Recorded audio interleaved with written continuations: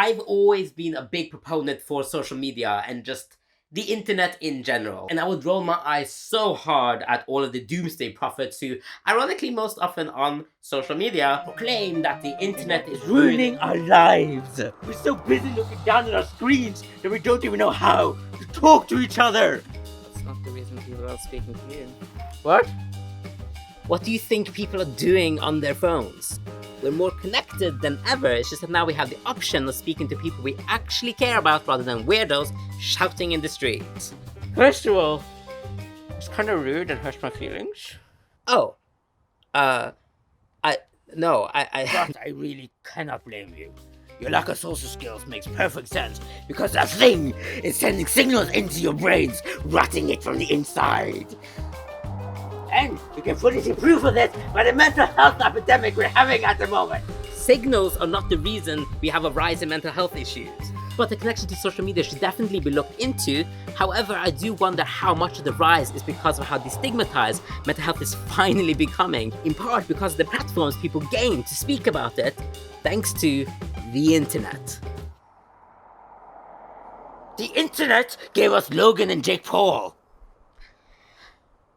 Yeah, okay, fair enough. I don't personally think that I've ever been too ignorant or even denied the potential bad sides of social media. There are plenty, but I've always felt that the good far outweighed the bad. Like for myself, I knew that I was addicted, and probably still am if I'm being really honest. I've known ever since my family went on holiday to my grandparents' place in Jamaica, where they didn't have any internet for 3 weeks. I survived. I know, I'm so brave. I was desperate for the internet after the first day, and honestly felt like I was dying by the end. So yeah, addicted. But I didn't care because I was enjoying it. The internet was fun and it improved my life in so many ways. And I was never that bad. Like, I wasn't one of those people who couldn't have a conversation with someone without checking their phone. I chose to be addicted, so it was fine, right? Right? Wrong. For the past 2-3 years or so, I stopped enjoying it as much. It's been very gradual, and I'm sure there are external factors contributing as well, but it just started feeling more and more exhausting. Endless information and constantly feeling like I needed to catch up and I was missing out on everything and just But despite feeling bad more and more, the amount of time I spent on social media increased. And I mean, that's what the algorithms that all of the sites have developed are designed to do, right? Make us stay on their websites for as long as possible. And I was increasingly aware of the websites doing this and having this effect on me, but I still didn't stop. It had become a habit and I was stuck in really bad patterns, compulsively checking and let myself get sucked in at even the slightest hint of boredom, and spending late nights just aimlessly scrolling, being fully aware that it would completely wreck my sleeping pattern and that I wasn't even really enjoying myself, but still almost every night arguing with myself and almost every night losing. Bezman!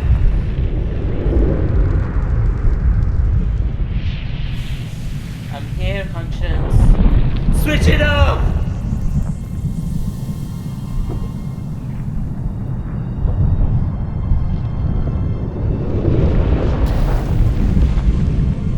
Go on!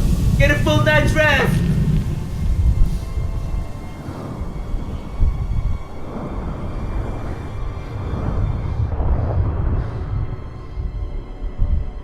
What are you waiting for? Just do it! Let it go! Today I went to Tesco and bought some bread and I graduated from the top university in the world. I actually DM because they'll get me.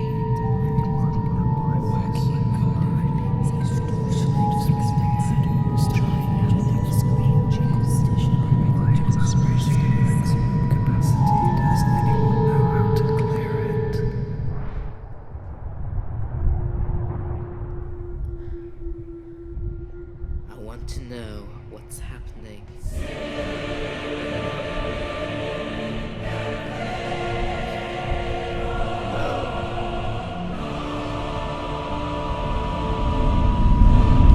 No! So, same time tomorrow night?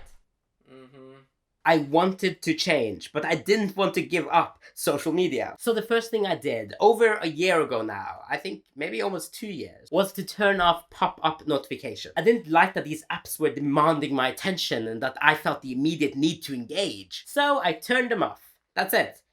Done and dusted. Except that just made me check my phone even more to see if I'd gotten any notifications, because now my phone wasn't telling me if I had. And this became another new habit. Switching on my phone, seeing the little notification icon on the apps, and then boom, gone. So then I put all of the social media apps on the second page on my phone, so I wouldn't see it as soon as I switched my phone on. And I would have to consciously swipe in order to get to. Within 2 days, my hands had adapted to automatically switch my phone on, swipe to the right, click on the icons and scroll before I even know what I was consciously doing. Finally, in late January of this year, I suddenly hit a wall. I was scrolling in bed too late at night, as usual, and I had this moment realizing I really don't care about any of this. So there and then, I logged out and deleted the apps from my phone. I felt kind of free, which I know is really dumb because there was no one forcing me or checking that I was keeping up with everything. But it really did feel like a pressure had been lifted. It was really nice not knowing what everyone was up to.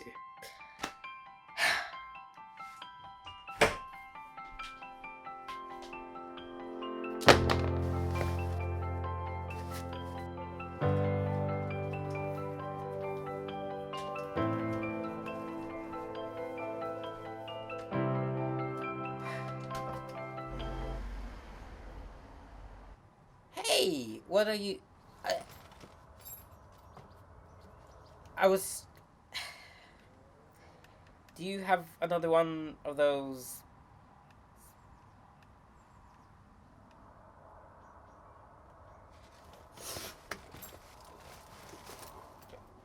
Oh, okay.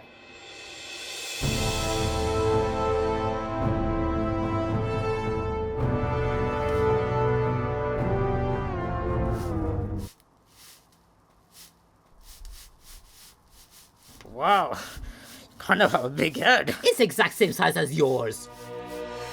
So, is this the only solution? Completely disconnecting? I mean, yeah, I think it is healthy to completely disconnect now and again, but I'm not about to become some hermit. Against all technology and modern society, living alone in the woods, fending for myself. Even if for no other reason than that lifestyle just not being very practical for me. But regardless of physical ability, I don't want to fully disconnect. Because I actually still believe that ultimately social media is more good than bad.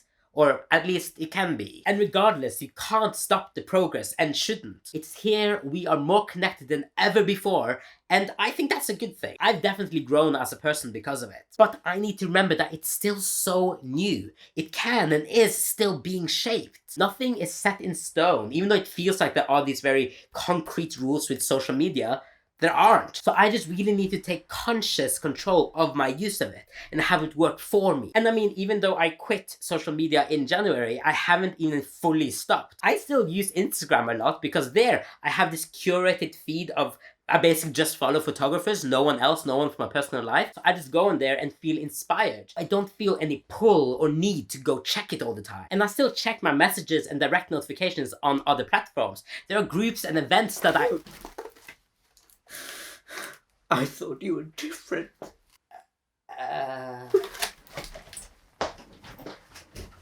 But I don't allow myself to scroll and just passively consume anymore. And the big secret trick to that was to log out.